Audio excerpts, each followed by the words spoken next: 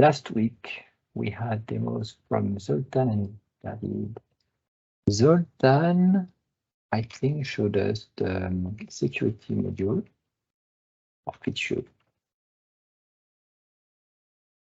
And David showed us some things related to a theme,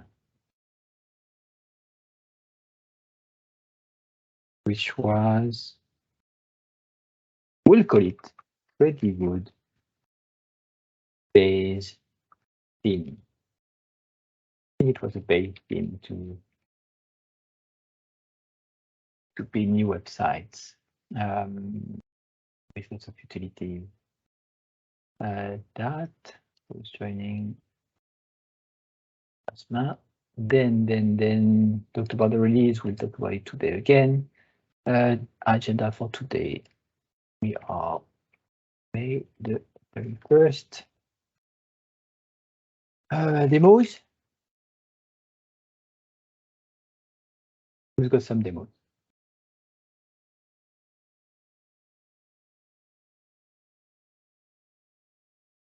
No demos. Topics.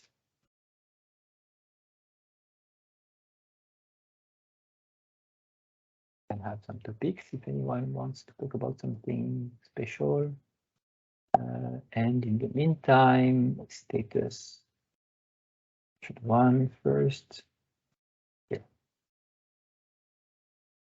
Imagine anything, nothing was merged for a long time. What should call?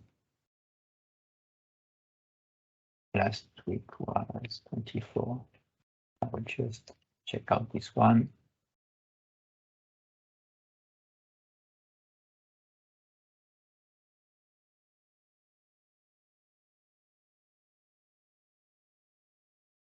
Check out this one. So 24. Not much. This one we must have seen. 831, fixing pager slim by Jasmin. Then Zoltan fix and manage lower menu or something a package reference.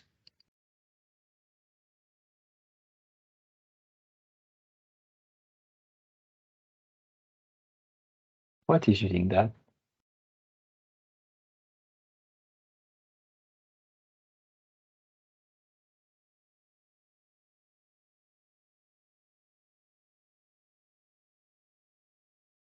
Where do we use that? The current zoom generator?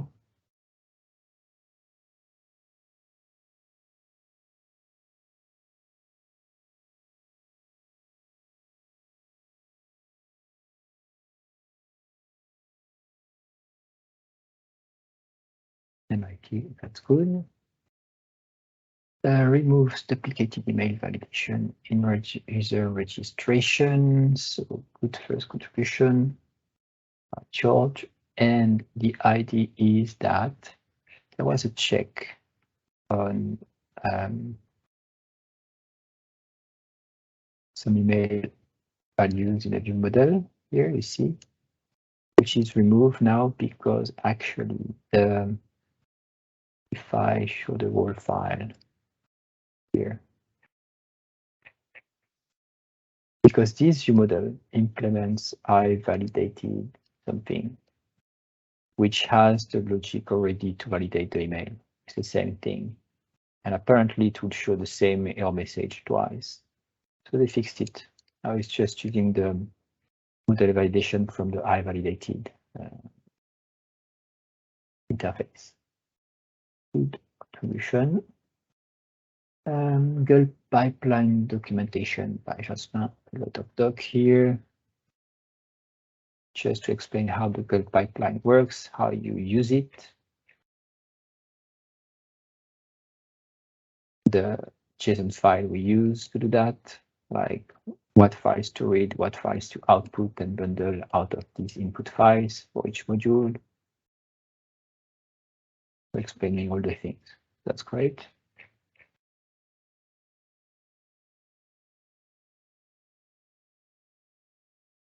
Even integrated in Visual Studio. Beautiful. Auto register IDisplayManagerT. This one is, instead of registering all the implementations of IDisplayManager we need, like for each type, because it's a generic dependency, now there is a generic registration, which is done there. Like anytime you resolve the generic IDisplayManager, get the DisplayManager of this type. So just a single registration, and then you can resolve that. And as a reminder, IDisplayManager is there to do some compound UI generation for editing, displaying, updating any entity. Example user, example shortcode descriptor, example queries, all these things that need custom UI based on drivers and shapes in the admin.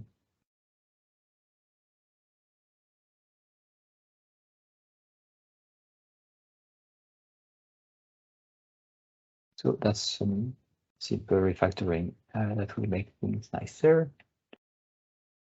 Add code pipeline to the doc, updated materials, new feature was merged yesterday. Amazon S3 media storage support, which is not just media storage support actually. So this is file storage, media storage,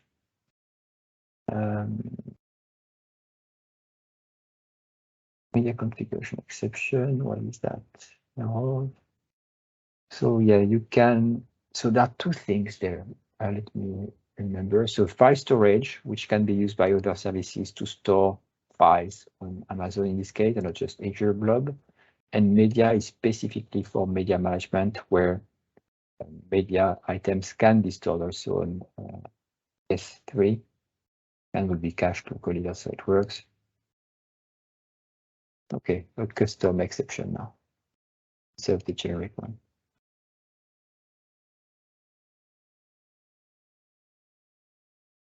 So that's a new feature and some documentation on how to configure that. So first, it's available, and where is the other README? Here. This one. How to configure S3.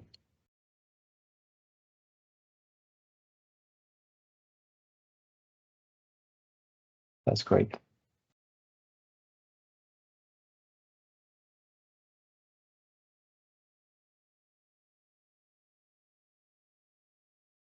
Dependencies.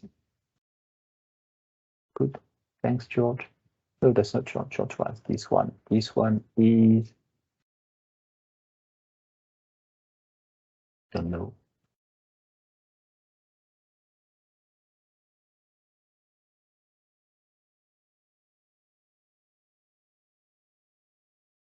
Neglected value.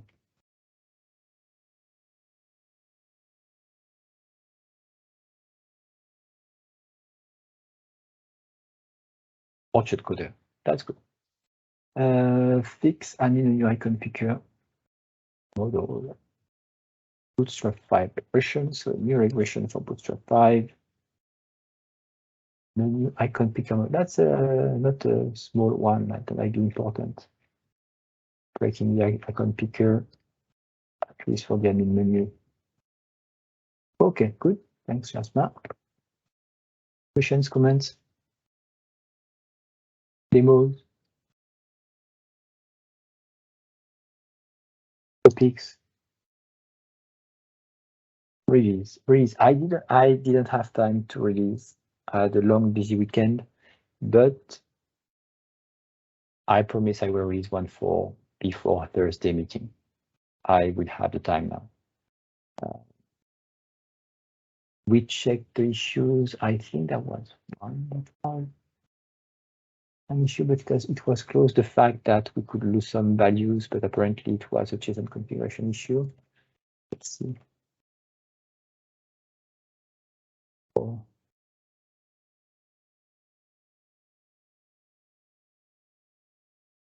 Not the thing here, and on the pull requests,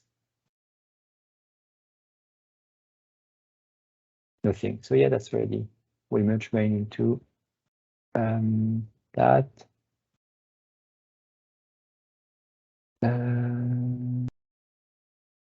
So Jerry's, yeah. Yeah. Hello. So I would like to because in our team we made our repositories. Most of them are Node, but we have few Pythons and few. According to these specifications, one is conversional commits, and the second is semantic versioning to automate releases and everything. I really don't know if the ecosystem of .NET Core has some packages for semantic versioning, but conventional commits could be adapted by also Core as well. Okay, just so an idea. And yeah, so semantic versioning, I think we already use that in Orchard Core. And as you mentioned, like having a way to release by tags or version names. So that's what we do today. At least we try, like, we use the minor version every time we have a new update that is not breaking change. That's what we do 1.1, 1.2, 1.3, 1.4. yeah, so GitHub, when we make a pull request with specific, keywords, at least node services, then it produces automatically a new minor major version. And I don't know if this is supported with .NET Core. I suppose, yeah. Yeah, I don't really understand your question, but we do use the tags automatically to create a version and to do a release. So let me show you here.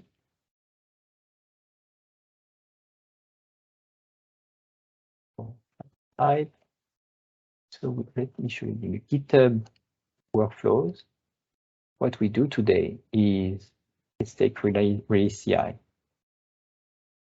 You see, this workflow release, which will release Orchard on NuGet and Docker and everything, is triggered by a tag.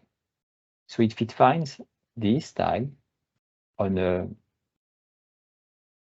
any branch, actually, it will. So we do it on your main. It will actually rebuild Orchard and tag the release with the versions from the tag here, like 1.4.0. And it will, let me show you here where it's done. Get version output that you see here. It's building Orchard with the version of the tag. This thing here is the value that is extracted from the tag and put in the version property of the get version step. That's why we have here get version step output version property. So it's creating the build, and then it's doing the same thing for the Docker images, tagging the Docker image with this version and publishing to NuGet and publishing to Docker Hub based on the version. So that's what we do today on Orchard, at least, based on the tag. And it's up to us to follow the semantic versioning to provide the correct version number when we create the release. And also we can see that here, if I look for tags, see, so when we ship the last one, D130, we just tagged the main branch with that thing. At the commit, we wanted to ship. It might be more than just the main branch, actually, like the release branch also. That, but I don't know what this one is, the conventional commits. Adding human and machine readable meaning to commit messages. Okay, so it's a convention for commit messages.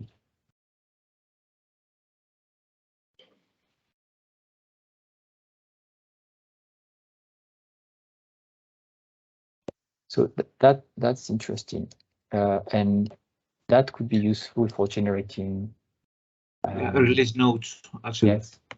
So what we do also when we release, so when we create a tag, what we do then is we also go to the release tab, so here, and you see here what's changed, all these change log here. This is generated automatically by GitHub. So what we do is let's drop a new release, and we'll say choose the tag like, oh, you can even say create a new tag like v1.4.0. Let's show you. Create new tag on publish. Okay, will be created from the target when we publish this read. So we can say 1.4.0, and here target main. That's fine. And we say auto-generate release notes. What it will do is it will compute all the changes from the PR name and the link to the PR and who contributed, and also if we have new contributors. Okay, so that's what we do also. And we just say here save draft. Okay, so the release notes are ready. And that's what we copy to the release note.txt that is created also in the repository. And when we are happy with the changes, we just publish. And when we publish, it will publish that as a release. It will tag the main branch with that tag, which will trigger the workflow to ship everything. And that's done. So that's what I will do in the next 2 days before the next meeting to ship 1.4.0 actually.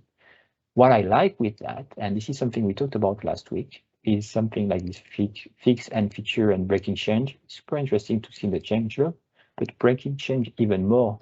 We have some pull request that we did that last week, I think. So the label breaking change. See here. So we have that with a label. And it's helpful for us when we do a release to be able to document these for the migration steps. So in the release notes and migrate from 1.3 to 1.4. Might be interesting to have that in the title also. Why not? So we can see that directly from the changelog, and maybe they could be handled by GitHub actually. Let's see.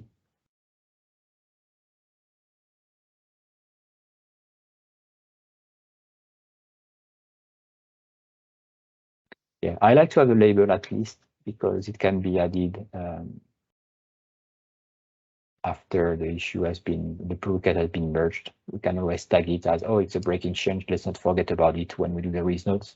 So when we do the release notes, we can then filter like I just did and see what was breaking and update the release notes if we need to. So that's I think the issue with putting that in the title, I believe, will be that not everyone will type the correct title, and not everyone who merges will think about changing the title. So it will be like not really consistent. You can always say same thing with the labels. We can always forget a label with breaking change or feature or whatever, but at least we can do it after the fact. I'm not sure. I personally don't like when the titles are too big, so it's just adding more stuff. Example of titles that are too big.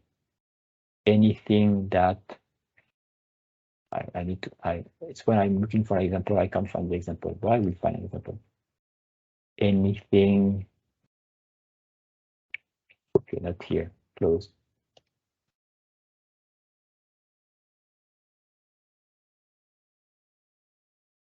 This one are too big.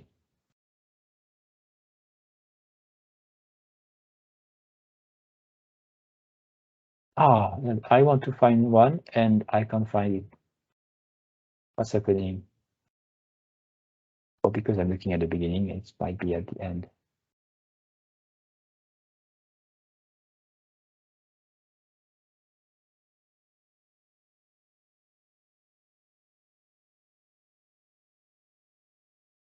These ones, those ones ending with Lombic technology or cause and a number. Okay, these are big titles because just that is sometimes bigger than one of our titles for PR.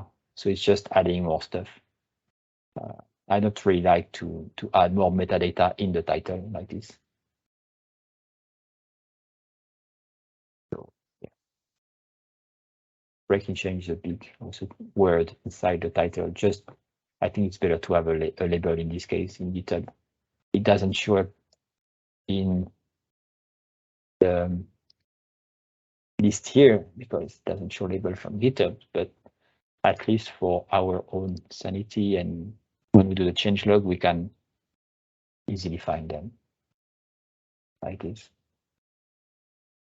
And we can even provide links. If people want to see all the breaking change, we can provide a link to the breaking change label for the version, a link to the new feature, a link to the whatever fixes.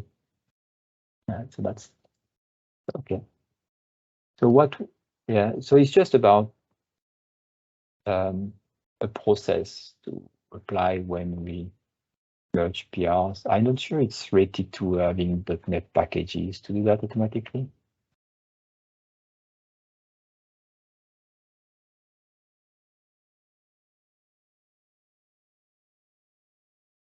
So yeah, I think we'll continue doing what we do, but it's nice to talk about, to show what we do today, how it's done for the release and also for the tags here, that they exist and we should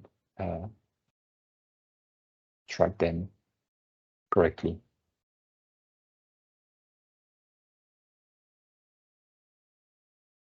Did I miss something, Sotiros?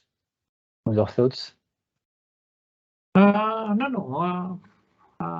As said, yes, I know that we follow the semantic release versioning.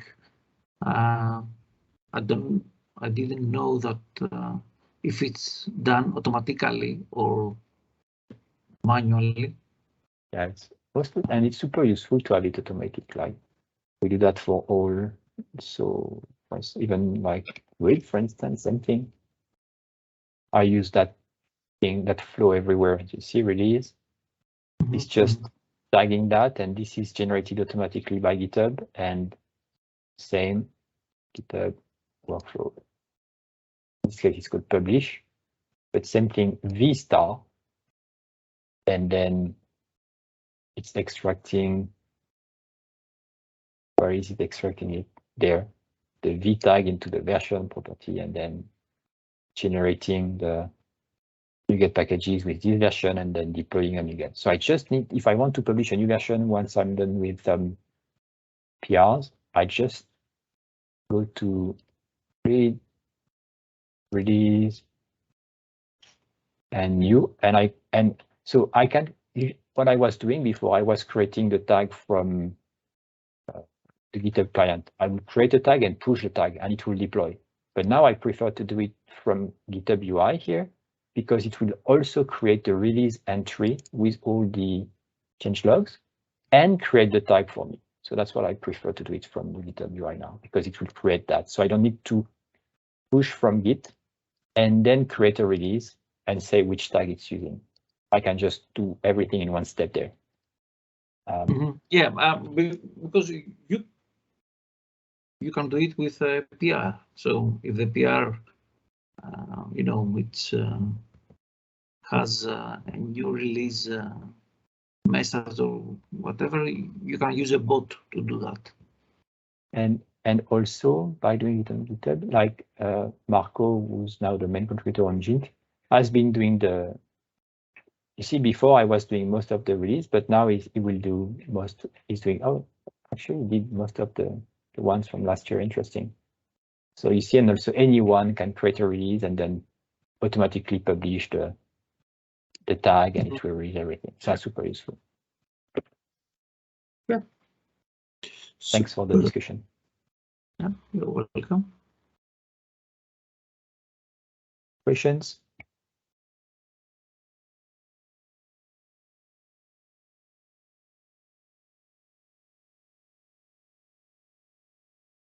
Okay, more topics. Then exactly half an hour. Thanks everyone. See you on Thursday. Happy 1.4.0 release. Probably tomorrow. Because Soteris made me create that. We just need to publish that now. Did I save the drafts? Save the draft. Saved. I just need to, if we click publish, everything will just flow and it will be perfect. Oh no, I need to merge. I will probably, yeah, we will merge. We need to merge the release 1.4.0 first, and then we can do that. And also regenerate the auto generating release, but that's fine. So let's do that tomorrow, and we'll see each other on Thursday or next Tuesday. Thanks everyone. Bye-bye.